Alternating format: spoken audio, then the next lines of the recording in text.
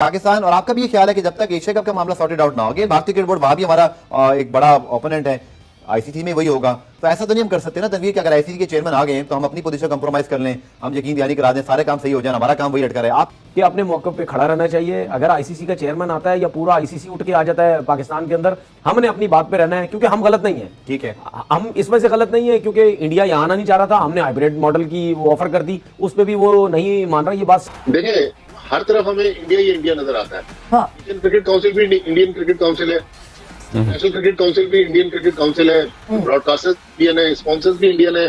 तो जब इतनी ज्यादा चीजें आपके खिलाफ हो जाए तो मेरे ख्याल में फिर तो इसमें गुंजाइश नहीं है कि हमें ये कहने की हो गया हूँ, तब आप स्टैंड लेते हैं। अब ये जो बीसीसीआई जो ड्रामे करता है, ये क्यों ड्रामे करता है हर किसी के साथ?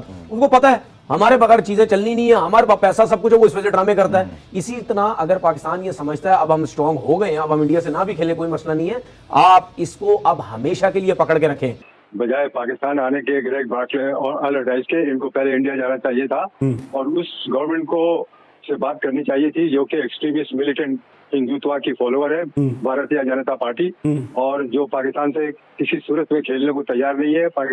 इंडियन क्रिकेट बोर्ड इस वक्त इतना पावरफुल है पैसे की वजह से कि वो जो है कहेगा आईसीसी ने वही करना है। तो इसलिए जो है हमने, मेरा नहीं ख्याल है कि हम इतने बड़े बड़े स्टेटमेंट दें या हम लड़ाई झगड़े करें। मेरा ख्याल है हमें जो है कंप्रोमाइज करने की तरफ जाना चाहिए। तो फिर जो भी होगा, जो इंडिया चाहेगा, फाइनली वही सर तस्लीम खम करना पड़ेगा। नमस्कार दोस्तों, जय हिंद। हाल ही में आईसीसी के जो चेयरमैन है ग्रेग ब्रैकली, वो पाकिस्तान आए हैं और उसके साथ साथ वो नजम सेठी के साथ मीटिंग करेंगे और वर्ल्ड कप को लेकर एक क्लियरेंस दे देंगे कि भाई पाकिस्तान तुम चले जाओ इंडिया को, और अगर इंडिया को नहीं गए तो हम तुम्हारे ऊपर सैंक्शन वगैरह जो लगता है वो लगा देंगे। मतलब एक वर्ल्ड कप को लेकर अब पाकिस्तान से एक क्लियर कट बात हो जाएगी आईसीसी की, भाई तुम आ रहे हो या नहीं आ रहे हो, हाँ है तो हाँ, ना है तो मना कर दो। तो इस तरीके की बात है। लेकिन ये जो पाकिस्तान मीडिया है, मुझे लगता है कि भाई सस्ता नशा बहुत ज्यादा करता है, खासकर तनवीर अहमद।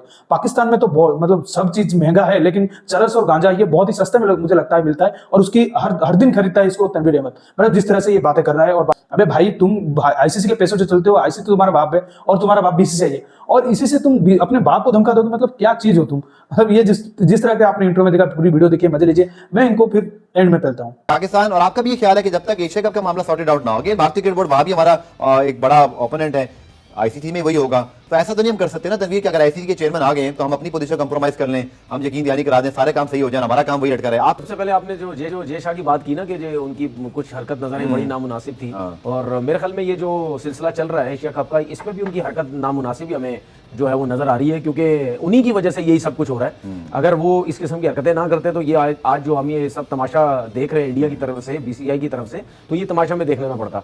दूसरी बात, ये बिल्कुल सही बात है, इसमें हमने कल भी ये बात की थी कि अपने मौके पे खड़ा रहना चाहिए। अगर आईसीसी का चेयरमैन आता है या पूरा आईसीसी उठ के आ जाता है पाकिस्तान के अंदर, हमने अपनी बात पे रहना है, क्योंकि हम गलत नहीं है। ठीक है, हम इसमें से गलत नहीं है क्योंकि इंडिया यहाँ आना नहीं चाह रहा था, हमने हाइब्रिड मॉडल की वो ऑफर कर दी, उस पर भी वो नहीं मान रहा। ये बात आप हर तरफ से ड्रामेबाजियां करते हैं तो हमें भी कोई फैसला करना पड़ेगा। ये मैंने आपसे पहले बात बोली थी, ये आप सारी जो बातें है ना सिर्फ इंडियन बीसीसीआई कोर्ट में फेंक दें, उनके लिए प्रॉब्लम है। अब आईसीसी का काम ये है कि यहाँ से तो थैंक यू वेरी मच हो जाएगा पाकिस्तान से, अब इनका काम है यहाँ से वहां जाए, थोड़ा सा वहां भी ट्रैवलिंग करके जाए, वहां बैठे जाके। अपडेट आपको दे दूं जो मैंने बाद में मुझे पता चला कि आईसीसी के चेयरमैन भारत से होते हुए आ रहे हैं, ये वाज इन द आईपीएल। और फिर एक और मैं आपको अपडेट भी दे दूं जो मैंने इस रिसर्च की कल, ये कानो कान खबर हुई, किसी को ये नहीं हुई। नहीं, ये मुझे नहीं पता, शायद इंडियन मीडिया वहां मौजूद था, उन्होंने कवर किया, हमारे लिए इतनी इंपॉर्टेंट न्यूज नहीं थी। और आईपीएल फाइनल से पहले वो वहां पर होकर आ गए। अब इस सारे मामले में तो भारत ने आईसीसी को फंसा दिया है। आईसीसी कभी इस तरह के मामला में नहीं उलझा कि वो शेड्यूल अनाउंस ना कर पा रहे हो। आप देखें ना, एक होता है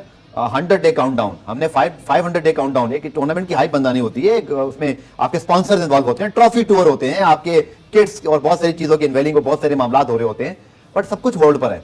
देखिए आईसीसी फर्स्ट टाइम उलझा ना, वो उलझा ही पाकिस्तान की वजह से। हमने फर्स्ट टाइम अपना मौक़िफ़ अच्छे अंदाज से पेश कर दिया, उलझा ही पाकिस्तान की वजह से है।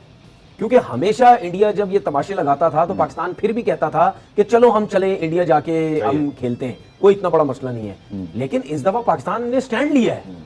पाकिस्तान ने ये बोला है, चेयरमैन क्रिकेट बोर्ड ने, कि भाईजान आप आते हैं तो ठीक है, नहीं आते हैं हम भी नहीं आएंगे, अगर हाइब्रिड पे भी आप नहीं मानते, ठीक है, हो गया हूं, तब आप स्टैंड लेते हैं। अब ये जो बीसीसीआई जो ड्रामे करता है, ये क्यों ड्रामे करता है हर किसी के साथ?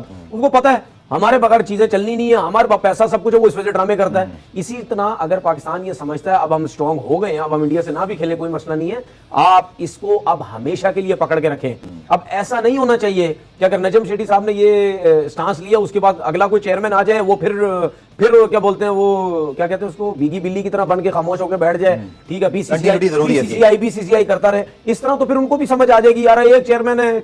पाकिस्तान क्रिकेट बोर्ड शायद इस वक्त वाहिद बोर्ड है तनवीर जो आईसीसी को भी चैलेंज कर रहा है, भारतीय बोर्ड को भी चैलेंज कर रहा है, और इस वजह से ये जो दौरा है आईसीसी के चेयरमैन का, इसकी अहमियत और बढ़ जाती है। मैं बार-बार कह रहा हूं। अच्छा, मुझे एक चीज बताएं कि अभी फिलहाल जितने भी क्रिकेट बोर्ड्स हैं वो बीसीसीआई के अगेंस्ट जाता नहीं है, बिकॉज ऑफ जिस तरह हम बात करते हैं। एक साफ पता चल रहा था ना कि भाई जो पावरफुल क्रिकेट बोर्ड है, ठीक है, वही सब कुछ चल रहा है, बाकी क्या घूमने फिरने आए हैं। ये फाइनेंशियली जो प्रेशर है ना, ये भी इनके ऊपर डालना चाहिए पाकिस्तान क्रिकेट बोर्ड को।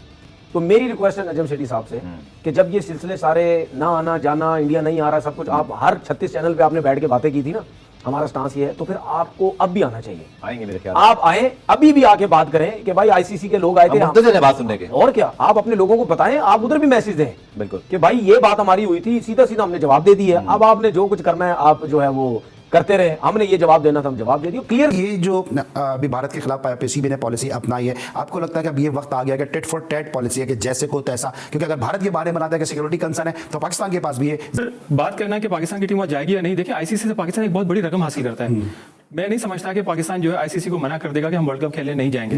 ठीक है, हमारी पॉलिसीज को इस किस्म की थी कि हमें जो है बैकडोर पॉलिसी पे, डिप्लोमेसी पे हमें जो है रहना चाहिए था, हमें स्टेटमेंट नहीं देने चाहिए थे इतने बड़े बड़े कि आखिर के अंदर हमें जो है उनकी हो सकता है कि बात को मानना पड़े और हम वहाँ खेलने के लिए जाएं।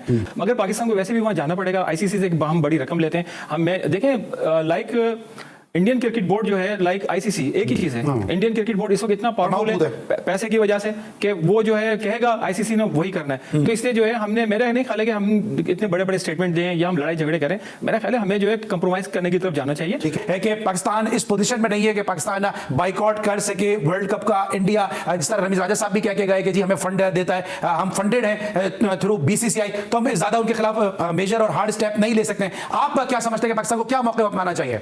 बजाय पाकिस्तान आने के ग्रेग बार्कले और अल अडाइज के, इनको पहले इंडिया जाना चाहिए था और उस गवर्नमेंट को से बात करनी चाहिए थी जो कि एक्सट्रीमिस्ट मिलिटेंट हिंदुत्व की फॉलोअर है, भारतीय जनता पार्टी, और जो पाकिस्तान से किसी सूरत में खेलने को तैयार नहीं है, पाकिस्तान में एशिया कप में खेलने को आने के लिए तैयार नहीं है।